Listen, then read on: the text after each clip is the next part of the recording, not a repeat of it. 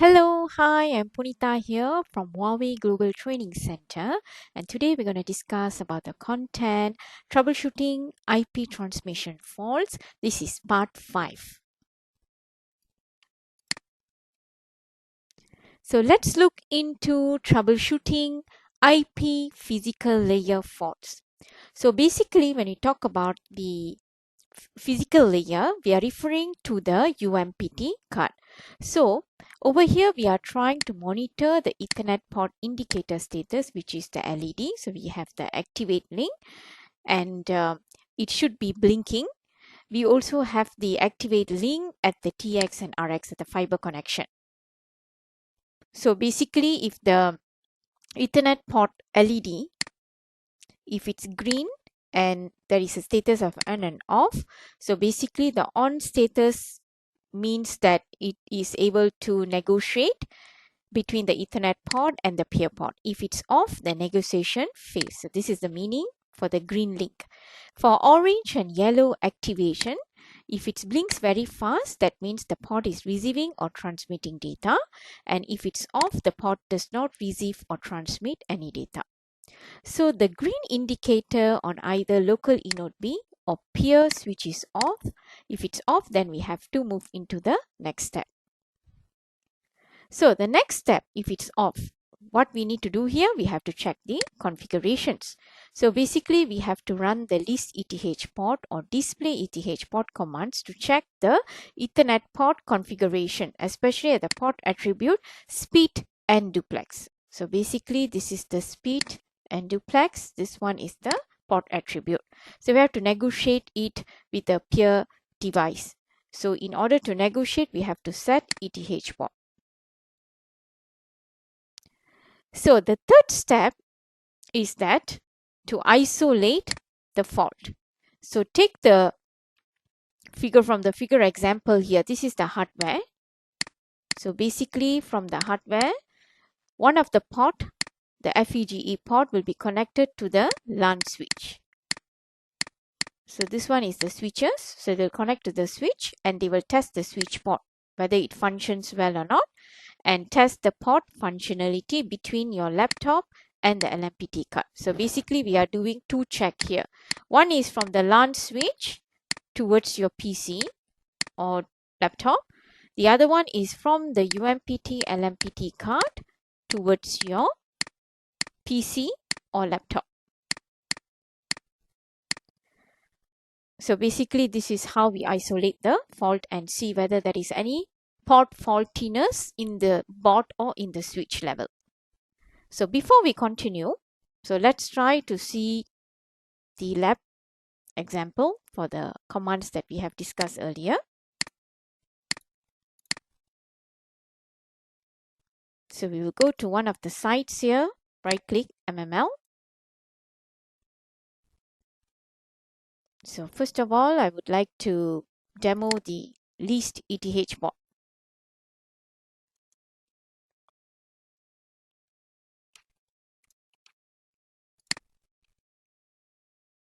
So basically when we list the ETH port, we will be able to see the port example. Example, this one is a UMPT card with the port number 0, port ID, it's a port attribute copper. Maximum transmission unit 1500. The speed level duplex level will also be displayed in this part. So basically this ETH port means that whatever we have configured, we can view back. The RX, broadcast, MAC frame error, and etc. So when I compare this with the display ETH port,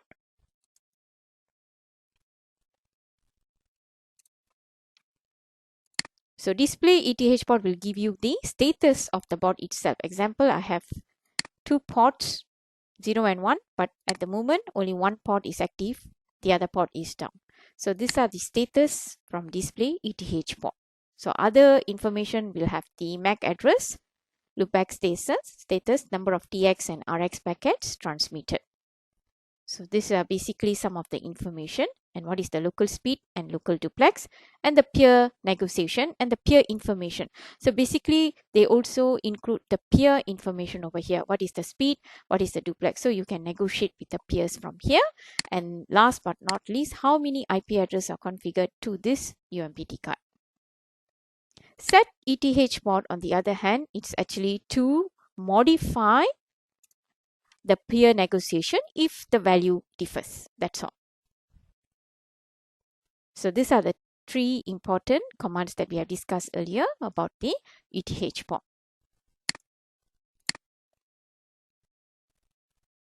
So next step, let's try to identify and isolate the fault. So for this case, if in case we found that the ETH port is faulty, we can reset the ETH port with the corresponding command reset ETH port or reset the port. So basically this operation will interrupt the services carried on the port.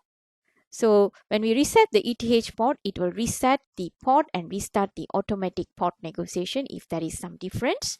The reset port causes interruption of services carried by the port. So resetting the main active main control port causes reset of the eNode P. So basically these are the commands. So let's look into the command. And also another thing, besides MML command, we also have the GUI mode to reset the port. So we're going to look into these two activity. So from the command, it will be reset ETH port. So when we reset, the site will be consider this part will be resetting the bot itself. So when we reset the ETH port, basically we are resetting the port level. So this is a service impacting.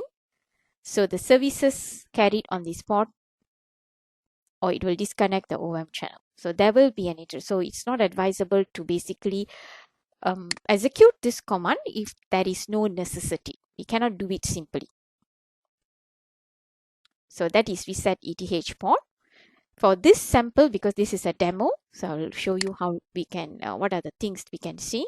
But in live network, you have to be careful when you are executing this command, because if there is no necessity, it will interrupt the services. So when we go back to the main topology, the site is still considered up. But when we right click and go to the device maintenance, so this is device maintenance, whereby you'll be able to view the device panel.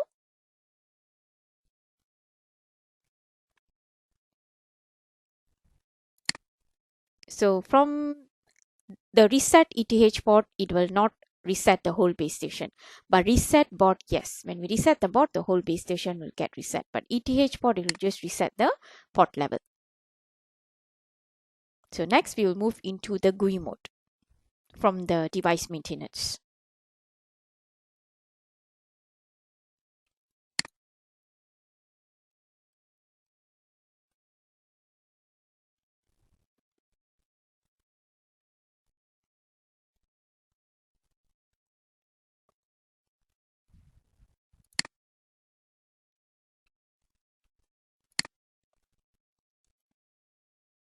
Reset bot is also one of the MML command.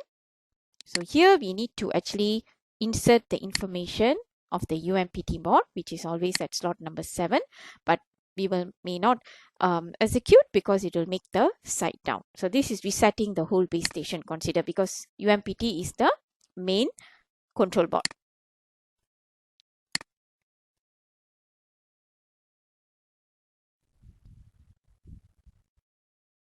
So from the device maintenance, so it's actually loading the information of the actual site. So we will try to view the GUI mode and we'll see the difference.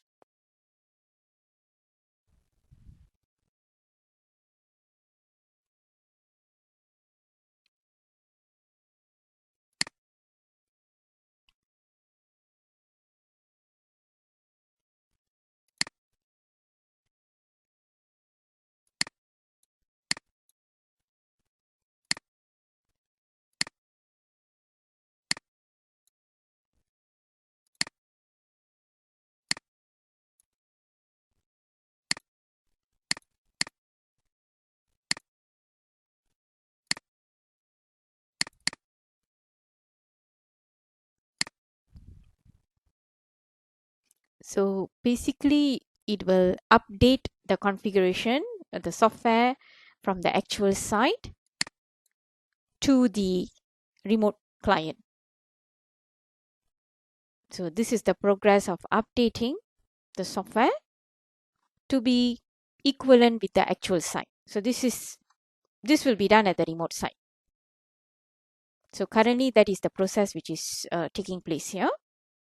So while waiting for this, we'll come back again and I will show you about the resetting of the board using the GUI mode. So let's continue with our session. So we also able to check the packet transmitting and receiving on the eNodeB side. So for that, we can display the ETH port. I think I have mentioned this earlier and already demo on this command. So basically, it will show the number of packet transmitted by the eNodeB, whether it increased and whether the peer device got any response or not. So you can also check what is the incorrect packets transmitted from your side, from the eNodeB side or the peer device, which can cause some faultiness. All right. So basically, we are checking the packet loss and we also checking whether the peer device is faulty or not from this command. So next we will move into the configuration routes. So how to query the configuration route. So for this we will list IP route and display IP route commands to check whether the routes are correctly configured on the eNodeB side. So let's look into this command. So basically from here,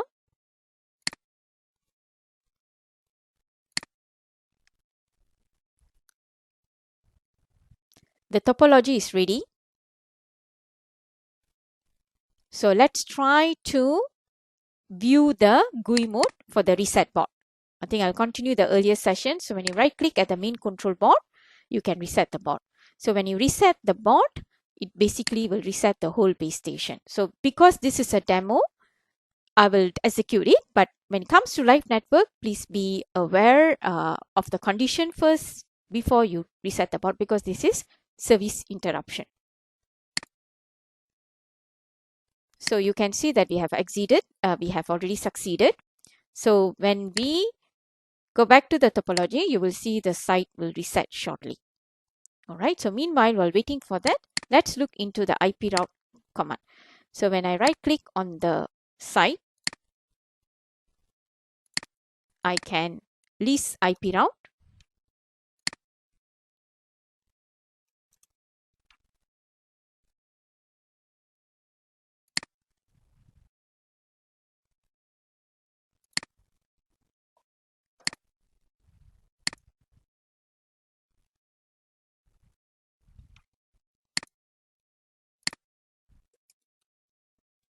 So this one is list IP route. So we will see the number of routes configured for this base station.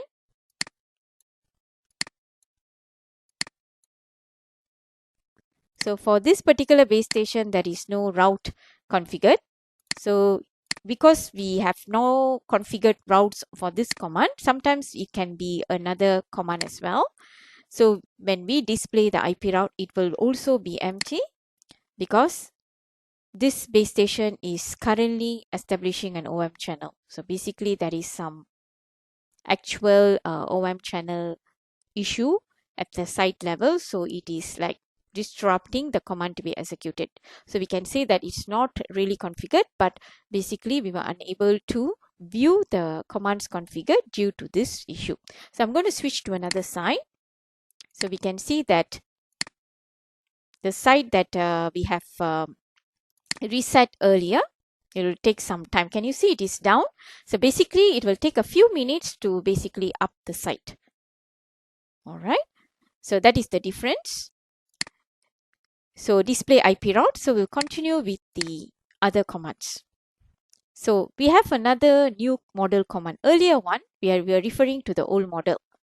So we can also compare with the new model command. Some network operators, they will go for the new model command. Some operators will still stick to the old model. There is no difference. It's just an upgrade based on the software.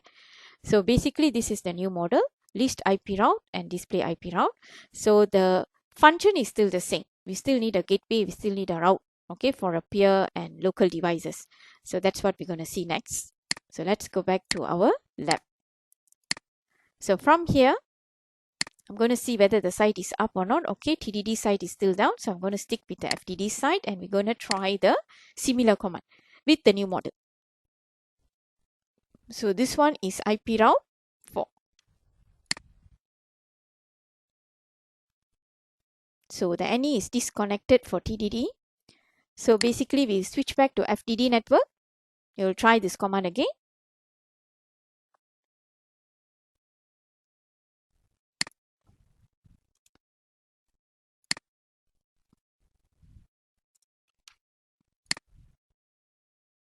So list IP route 4 is also not available. So when I display the similar command, it's going to pop up. So when I display IP route 4, the base station is automatically establishing the OM channel. So same error as before. All right, because we have no configuration, so we are unable to check the status. So the site is still resetting. So it will take some time to actually update the progress here. So let's continue. So next we're going to query the ARP. ARP basically is related to the MAC address, your physical hardware address. So this one is related to the MAC address, which is correlated to the physical hardware address. So we can display ARP to check the ARP entry whether it's available or not. So what we are checking over here, the IP address, whether they are linked with the MAC address, which is the physical hardware address. So if the peer entry is available on the eNode P, you can infer that the fault is not caused by the ARP entry. Sometimes the ARP could be the main cause for some of the faultiness. So in this case, we can ensure that it's not related to the ARP entry. So let's look into this command. So I'm gonna display ARP.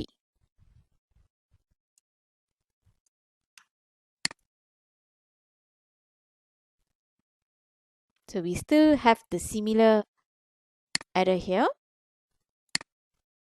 So this side is already up. So I'm going to repeat the same command in this base station TDD network.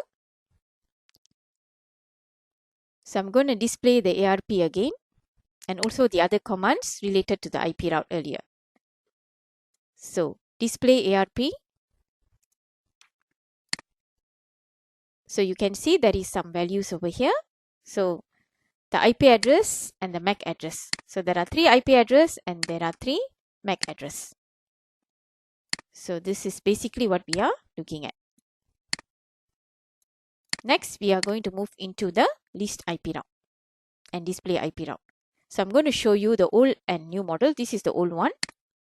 So we have some configuration here. So this is how the list IP route is configured. So this is basically the route index with some destination IP, mask and next hop IP. So basically these are the information. And we have the description info to ONM, S gateway and MME. So these are the gateways to different peers. So the difference with display IP route is that it will show you the status whether the route is up or down.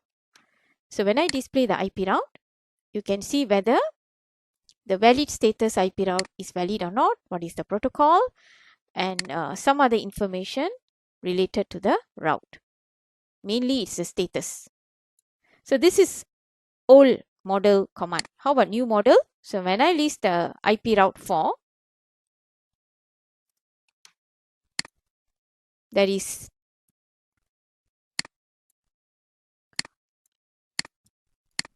so over here we have no command related to list IP route 4 because in this configuration they are using the old model, not the new model. So that is the difference. This is how we can check and refer back to the operational commands.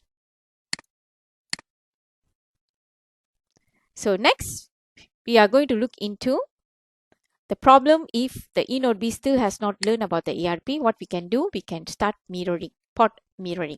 So we can start port redirect command to start port redirection to trace the packet header. So this is the command, but this is advisable to be executed on site.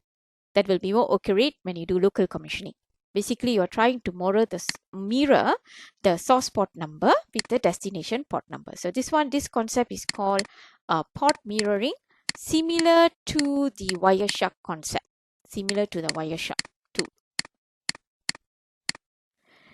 Next, we can trace route. So basically, we are trace routing to the destination port to check whether transmitted packets pass and determine the gateway where the route becomes unavailable. So basically, we are checking our route's capability and the status. So let's look into this command and how to execute it. So for trace route, I need a destination IP. So I'm going to pick one of the destination IP from here.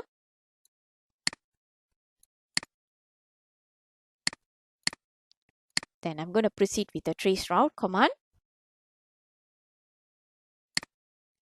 So the slot will be always slot 7. And destination IP is one of the destination IP I picked up. So I'm going to run and check my route here.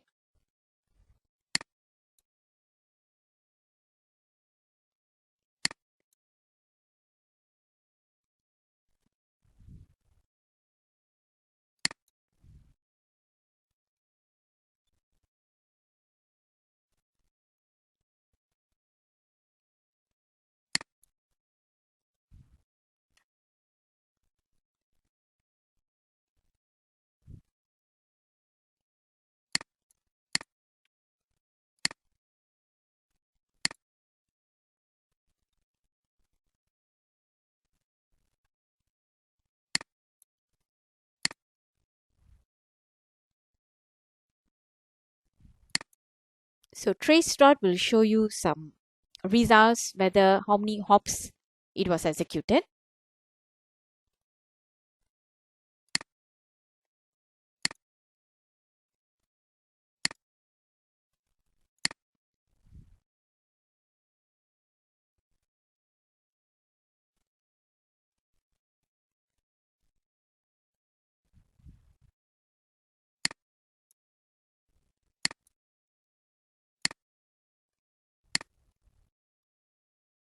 So I'm going to repeat the command again. MML command.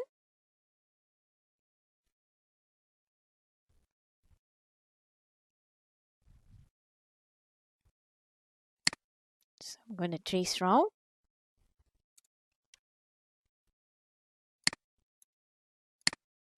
So this is slot 7 and this one is destination. So currently the test is still in progress. So basically we ran earlier. So it is still in progress. So that's why you won't be able to see any results yet. So I'm going to repeat this into another site. So trace route. Same thing. But we are going to execute this to a FTD site. So over here, the problem is with the OM channel. So basically, we will be able to check the route information, the trace route information.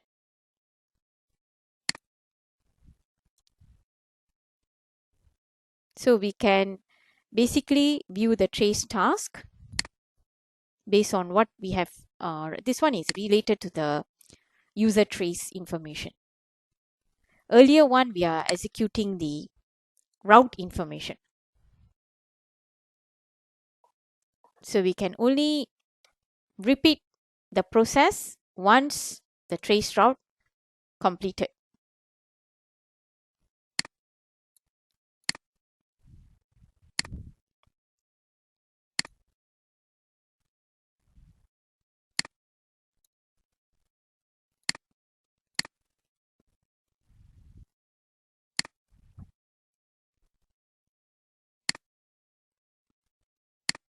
So this is the command.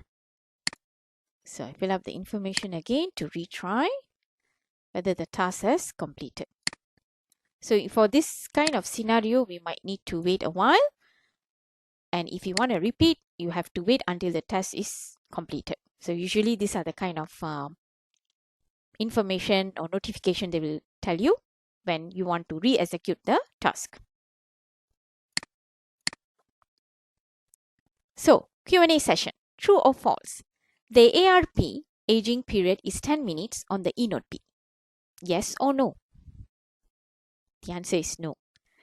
The second question, if the ETH port is faulty, try to reset the ETH port and the corresponding port by MML commands of reset ETH port and reset port. Yes or no? The answer is yes. So we are at the summary of troubleshooting IP transmission faults. So basically in this section, we discuss about troubleshooting IP physical layer fault and troubleshooting IP link layer fault. Hope you enjoyed the session. That's all from me. Thank you. Bye.